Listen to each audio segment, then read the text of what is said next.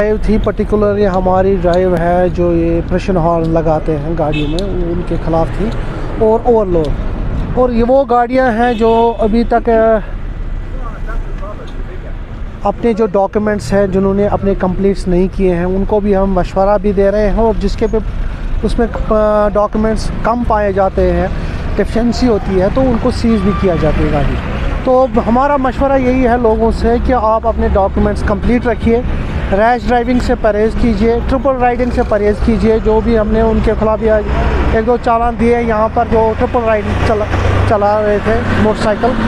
तो और है कि डॉक्यूमेंट इंश्योरेंस रखिए, ओवरलोडिंग से परहेज़ कीजिए। ओवरलोडिंग में भी हमने यहाँ पर बहुत सारे चालान दिए हैं, तो जिससे जो भी सबब बनता है एक्सीडेंट का उनसे आप परहेज़ कीजिए। हम नहीं चाहते हैं कि लोगों का आपकी गलती से लोग किसी की शख्स को जानी या माली नुकसान हो, तो मेहरबानी करके इससे परहेज़ कीजिए। वायलेशन से दूर रहिए, अपने डॉक्यूमेंट्स कंप्लीट रखिए।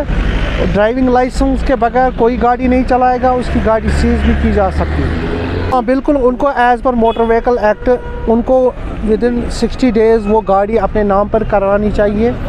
तो बाकी अगर जिसने नहीं की है अभी भी लापरवाही से उसके खिलाफ़ भी कार्रवाई की जाएगी।